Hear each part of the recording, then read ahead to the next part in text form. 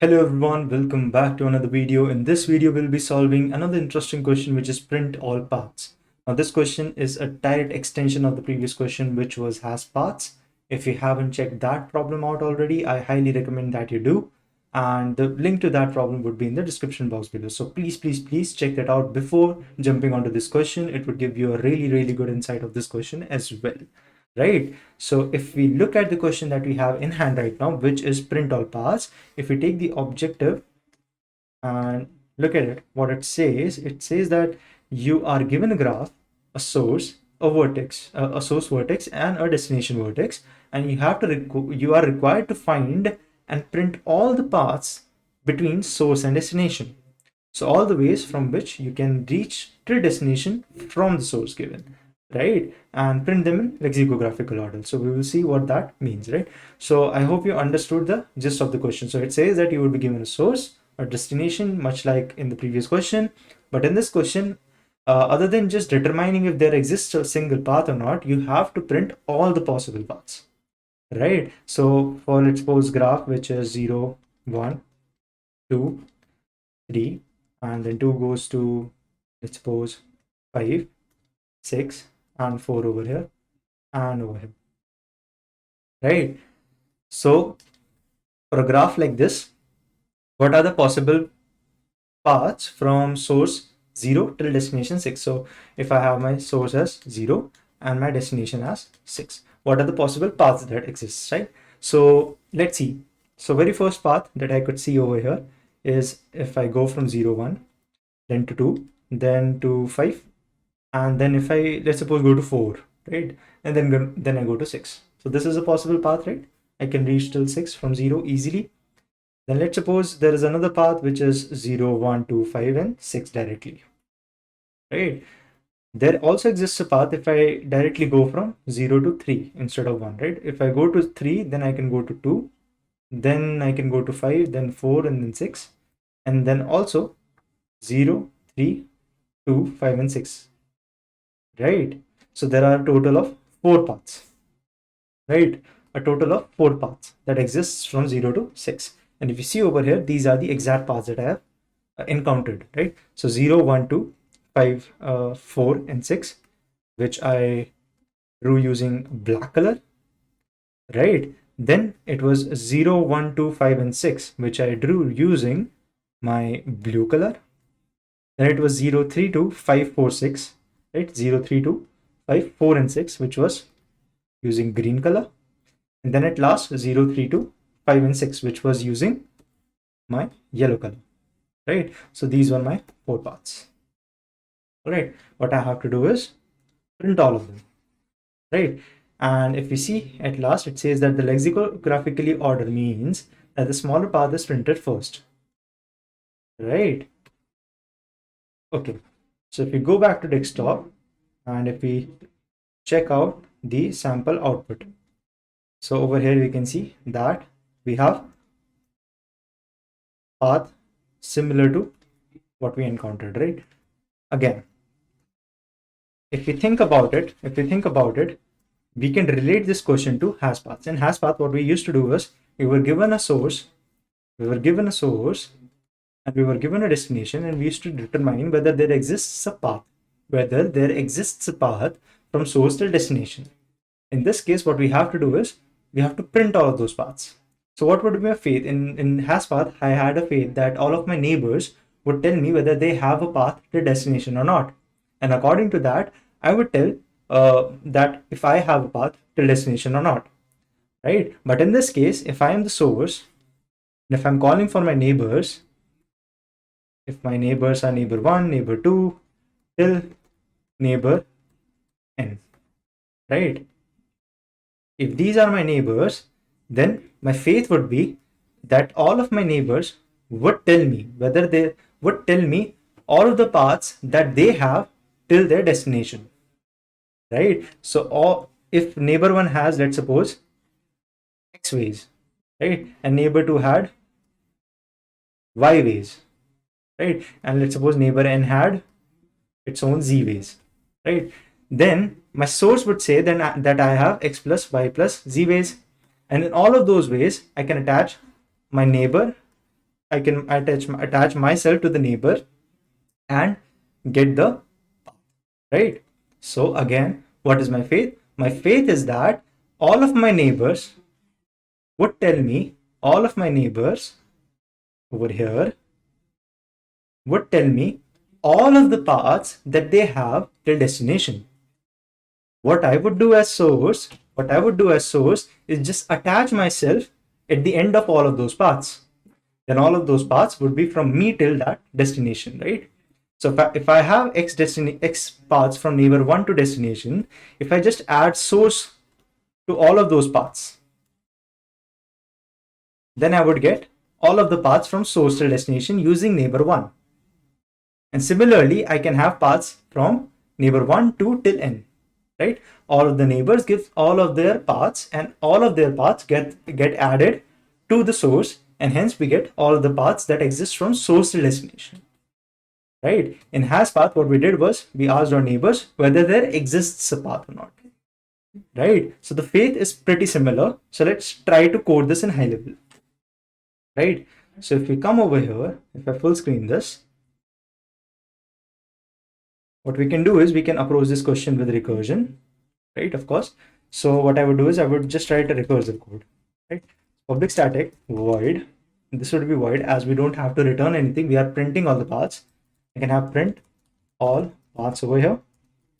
I would have a source, of course. I would have a destination, right? I would have the graph, which won't change, right? Then a very important thing which we discussed, which was my visited array, right? So I would have a visited array, right? Then I would also have, in this case, a string of paths of R, right? Which would tell me all the paths, which will store the path, right? Okay. So if my source is equal to my destination, what I am supposed to do is print the path, right?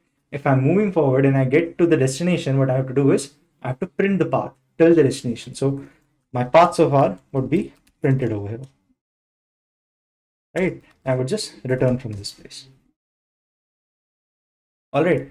Now, if we see over here, what we are doing is we are adding the destination at the end, right? So what we are going to do is another thing similar to hash path. What we did was visited of source was marked as true, right? So I am evaluated. My source is being evaluated. This is what it signifies, right? So I am being evaluated.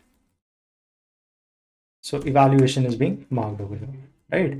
Then what I used to do was get all of my neighbors, and I used to do that using my object, of course. So my array list, my source, my position of source in the graph contains an array list which has edges or objects, right, in it, right? So I have graph of source, which is an array list of edges.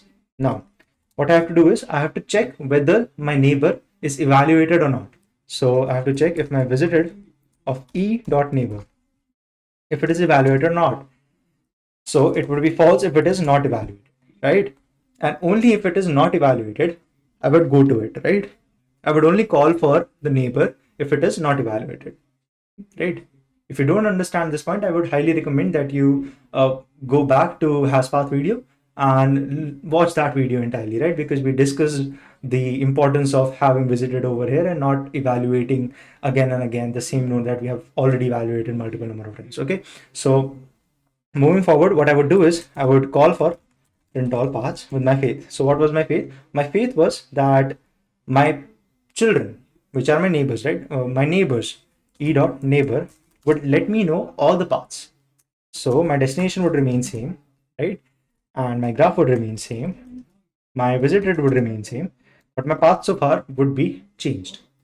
This would be changed with the data of my neighbor, right? So what I'm doing is I'm calling to all the neighbors and letting them know that I want destination. I want paths till destination, right? So my neighbors would add themselves to the path and then they would move forward till the destination. If they find the destination, they would print the path over here, right? Makes sense? If I write this, if I write a call for this, it would be print all paths over here I would have my source as source, destination at dest, and I have my graph, and I would have to create a visitor Boolean array, right? So it would be new Boolean, and the size would be the number of vertices itself, which is VTCS, right? So I would have my visited over here, and my path so far, which while calling would be empty, but what I need to do is add my source to it, right? So if you remember, if I take this code, this is the code we have, right? Okay, so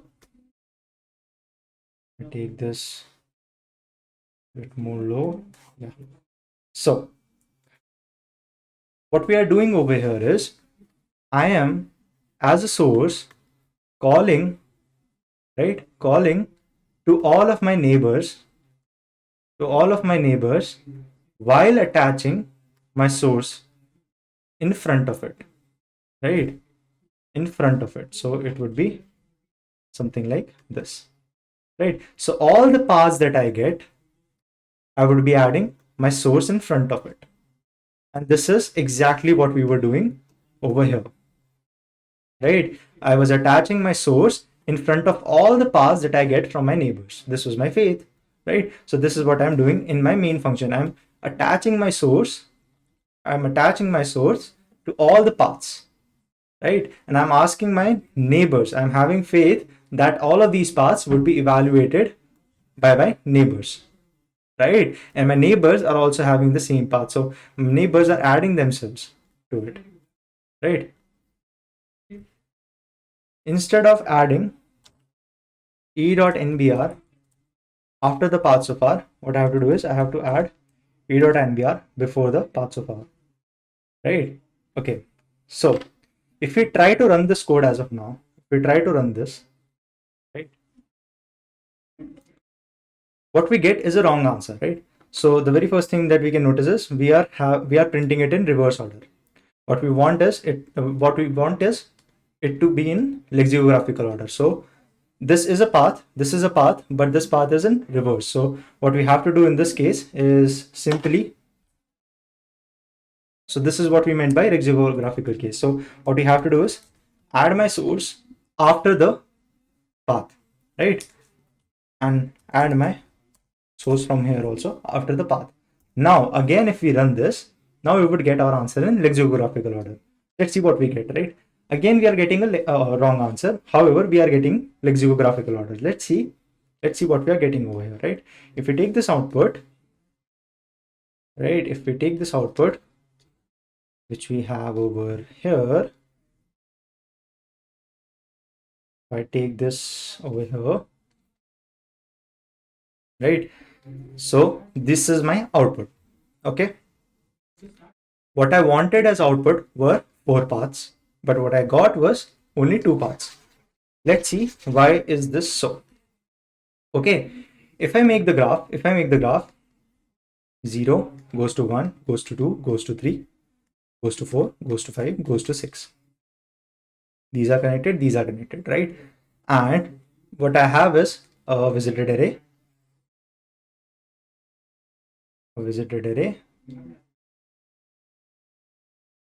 right? And the visited array goes from 0 to 6, right? So 0, 1, 2, 3, 4, 5, and 6. So this is my visited array.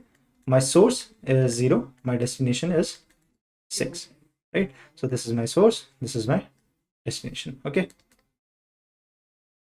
so let's try to dry run this. Okay, so when I'm calling my print paths, I'm passing my source, destination, graph, visited, and paths of path. Currently my visited is filled with false values, right? Because the default is false, which means none of the vertices are currently evaluated. All right, so okay, so what I do is from 0 with 6 as my destination, I call for 1, right? And what I have over here is an empty path, but it has 0 at the end of it. All right, so now my 1 calls, my 0 calls for 1, right? So my 0 has two neighbors, 1 and 3. What it does is it marks itself as true in the visited, and it calls for 1, right? 1 with 6 and and my, if you see over here, what is my path so far in this case, right? My path so far is I have passed 0 over here, right?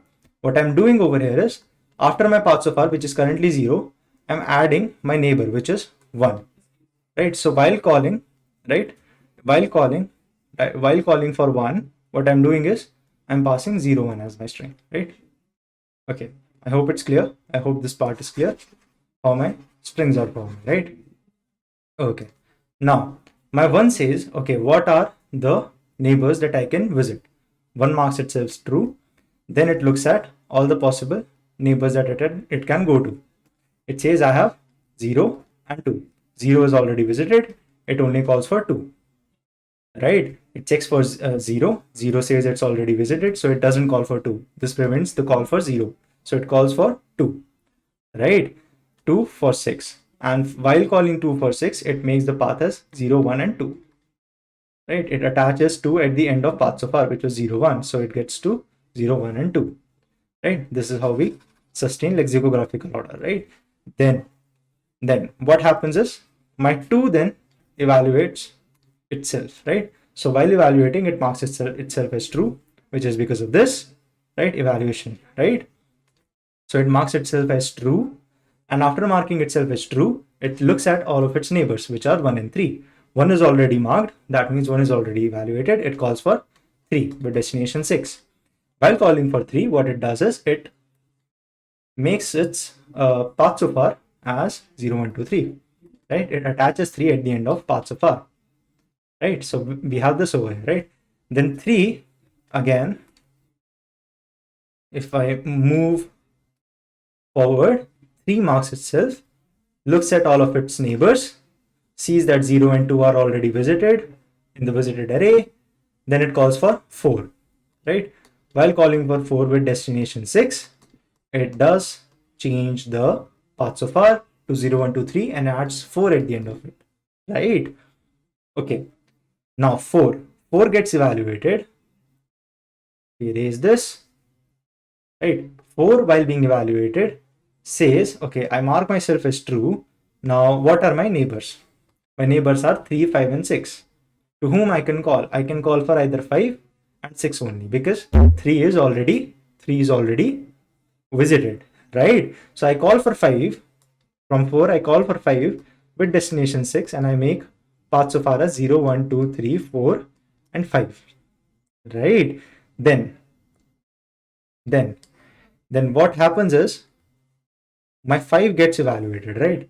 So if I erase this and this, my 5 is now being evaluated. So if my 5 is being evaluated, what it does is it marks itself as true, right? It marks itself as true. It looks at all the neighbors that it has, which is 5, 4 and 6, right? It says I can only visit 6 because 4 is visited, right? I can only call for 6 because 4 is visited. That means 4 is already evaluated, right? So I call for 6 from this point, right? I call for 6 with destination 6, and I update my path so far with 6 at the end. So it's 0, 1, 2, 3, 4, 5 and 6, right? So this is my path so far. Now if we look at the very first condition, which is over here, it says that whenever my source is equal to my destination, that means I have arrived at my destination. And if we look at over here, we have source and destination equivalent to 6 because we have reached our destination.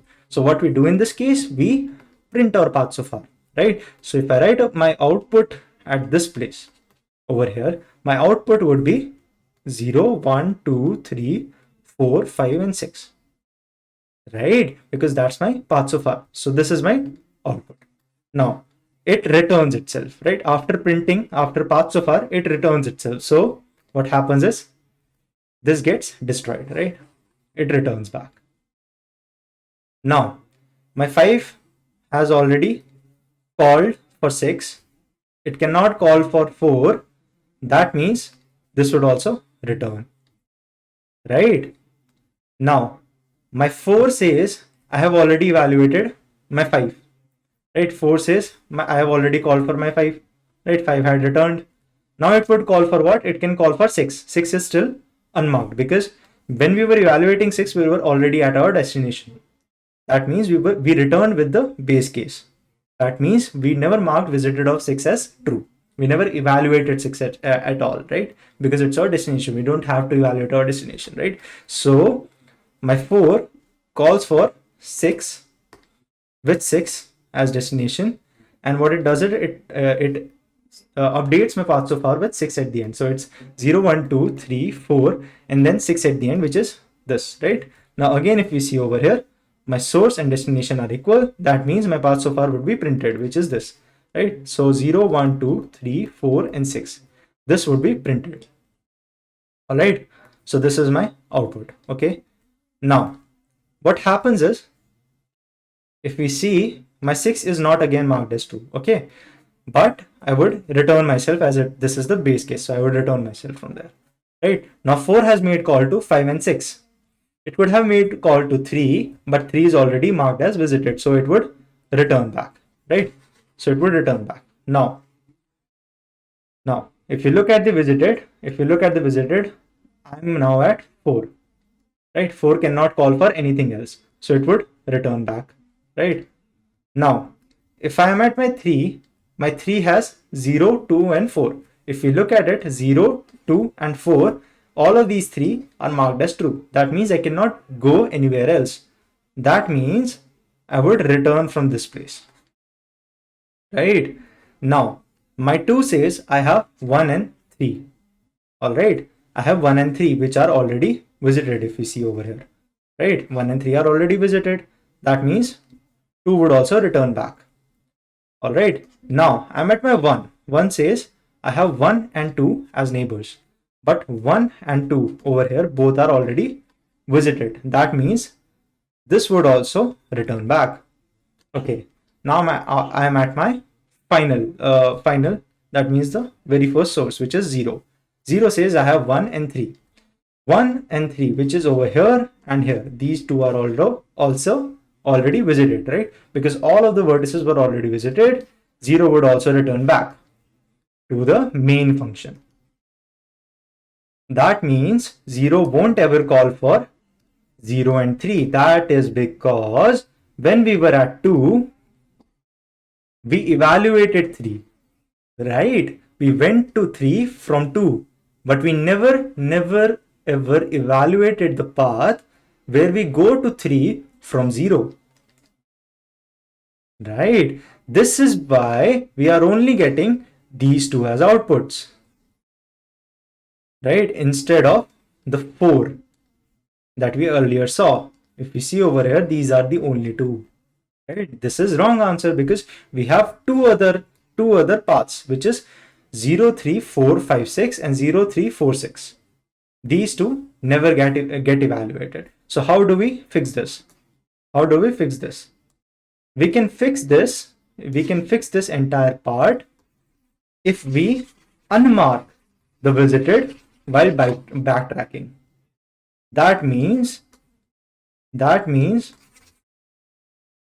while evaluating a particular point, after its evaluation, what I can do is at this point let the program know that I already I already evaluated this particular source when I was called from another source, right? But I could have been called from source number 3, let's suppose. In that case, I want to be evaluated. So for that to happen, what I would do is I would unmark myself at the end in the post order. We have studied post order in a pre-order, post order, in order in our trees module. So I mark myself visited in pre-order, right? And I mark myself unvisited, that is false, in post order, right? So if we come to desktop over here, and if we change the code with what we have already discussed, which is visited of source before going back would be marked as false, right? Now, if I run this again with these changes, we are passing our test case. If we submit this, it should pass all the test cases, right? So taking a bit of time. Yeah, so it does, right? We are getting a correct answer. We're getting 10 out of 10, right? So this is the change. This is the single line of change that we did, right? We unmarked or visited, right? So what we can do is, if we come back over here, if we erase all of this, right? Go to desktop, take this chunk of code, add it over here, and if we dry run this again, right, for the same graph, right, the same graph that we have, which is 0, 1, 2, 3, 4, 5, 6, right? This is the graph that we have, right? And let's suppose I have my visited, and if I draw my visited over here, right, and if I write the indexes, which would be 0, 1, 2, 3, 4, 5, and 6, right? Then for this, and of course my source is 0 and my destination is 6. What I would do is, initially again, everything is the same. What we would do is, I would have my source as 0, destination is 6, and my path so far as 0, right? What I can do is, I can just write my source. So my source would be 0 and my path so far would be 0. What I can do is, I can call for either 1 and 3, right? Let's suppose I call for 1, I attach 0 and 1 over here, right? Then I mark 1 true, all right? Then what I do is, I call for all the neighbors of 1 which are unevaluated. So I call for 2. I update my path so far with 0, 1, 2. Then from 2, while being evaluated, I call for 3, right? Update the path so far with 0, 1, 2, 3. Then from 3, what I can do is call for 4, right? Because 0 and 2 are already evaluated. I can call for 4, right? If I call for 4, I would have 0, 1, 2, 3, 4 over here, right?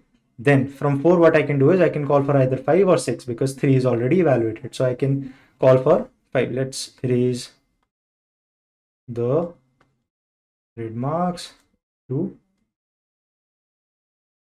reduce confusion. So from 4, we have 3, 5, and 6. I can only call for 5 and 6 because 3 is already marked. So I will evaluate my 4 and I would call for 5, let's suppose, right? And my path would become this. Now, if we see from 5, I can either call to 4 or 6, right? This is exactly similar to what we did. The only change happened when we are backtracking, when we are falling down from the tree. Then we are marking or visited at false, right? This whole part which we are evaluating while going up is the same, right? That's why I'm doing it much faster, right? So from 5, I can call for only 6, right? So I call for 6 and my path becomes 0, 1, 2, 3, 4, 5, and 6. Now my source is equivalent to my destination. So my path so far, which is currently this, would be printed, right?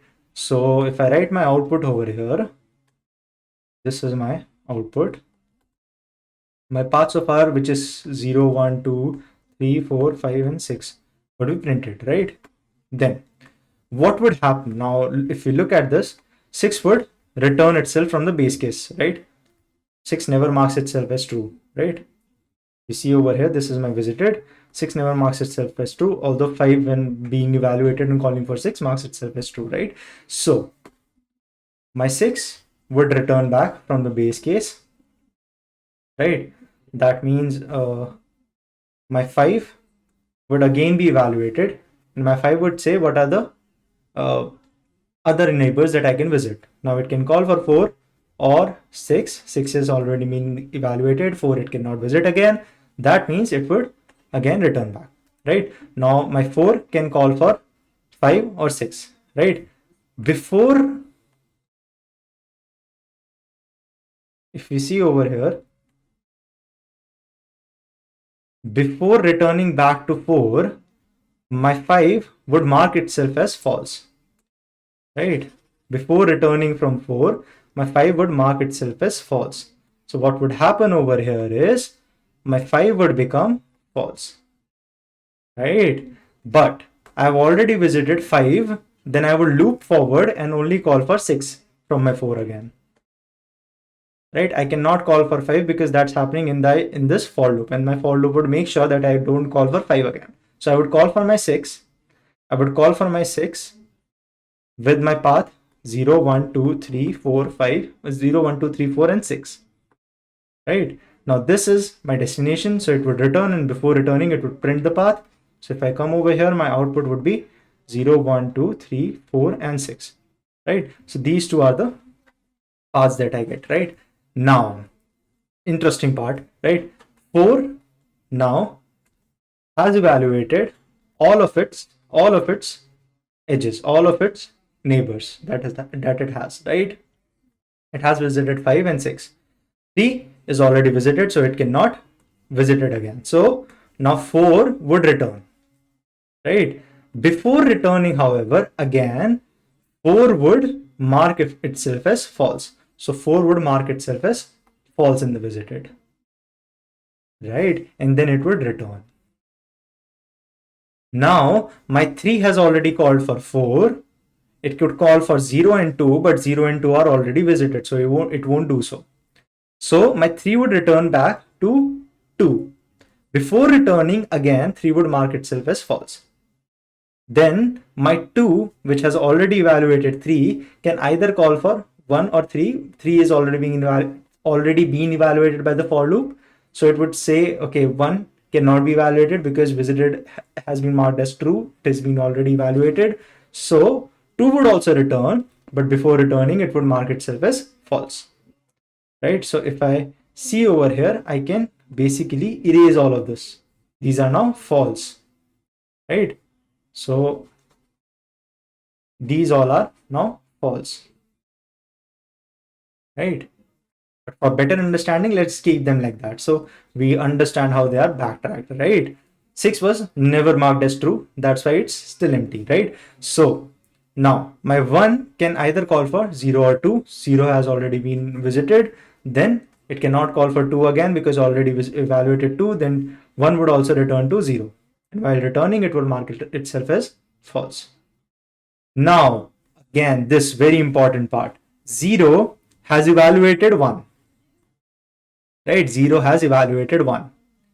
0 can evaluate 3 now. It would check the visited array and it would see that 3 is false. That means it can evaluate it again. So it would call for 3 now with 0 and 3 as paths so far. And now my 3 would start calling for 2 because 2 is also false. So now my 3 would be marked as true again, right? My 3 would be marked as true again, and it would call for 2 with 0, 3, 2. Right? Now my 2 can call for either 1, right? My 2 can either call for 1 or 3. 3 is already marked. My 2 can only call for 1. 1 is unvisited, so it can call for 1. That means my 2 will mark itself as true and it will call for 1 with 0, 3, 2, 1. Now if we see, 1 can only call for 0 or 2. 0 is already visited, 2 is already visited, 1 cannot call anything back. That means 1 would return, right? 1 would return, and while returning, it will again mark itself as false, right? Now my 2 can call for nothing more than 1, right? 3 is already visited, so again from here 2 will return, and before returning, true would mark itself as false. Now my 3, which has already called for 2, would now call for 4, right? As 4 is unmarked, it can call for 4, so it would call for 4. Path so far would become 0, 3, 4, right? Now my 4 would be evaluated. That means my 4 would become true, and my 4 would call for either 5 or 6. It can call for either 5 or 6. So let's suppose my 4 calls for 5. Then it becomes 0, 3, 4, 5. Right? 5 then calls for 6, and before calling, it marks itself as true. Right? Then 5 calls for 6, 0, 3, 4, 5, and 6. Right? Now this is my destination. That means this path so far would be printed because of the base case, right? So what I would have over here is 0, 3, 4, 5, and 6. Again, what would happen is 6 would return itself. 5 would say what are the rest of the possible edges that I can visit. There aren't any, so 5 would track back, and before tracking back, 5 would unmark itself, right, in the visited. Now 4 would say I can call for either 5 or 6. It would call for 6 with 0, 3, 4, 5, 0, 3, 4, and 6.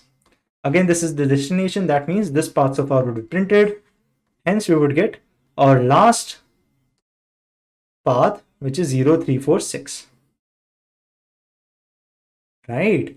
And this is how we get all of our paths. Now, what would happen is similar to what happened over here after 4. Right?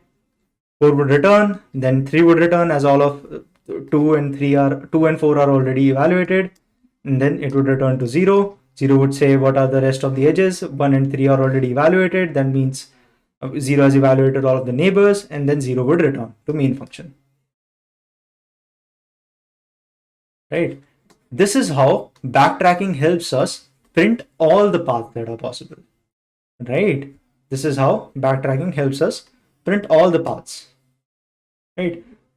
That is it for this video, right? I hope you understood why we did what we did, why we marked visited as false while backtracking in the post order, right? It's very important to understand that. And again, if you got stuck somewhere, if you don't clearly get the idea of how we are getting to the destination from the source, I would recommend for you to watch the previous video, which was hash paths. In that we have very properly dry run everything. And also, if you get stuck at the idea of why we are using visited at all, again, please watch hash paths. And even before hash paths, I would recommend you to watch floodfill, right, which is in recursions module. We basically introduced the whole idea of using the visited array in that question, right? So that is it from my side in this video. I will see you in the next video. Bye bye.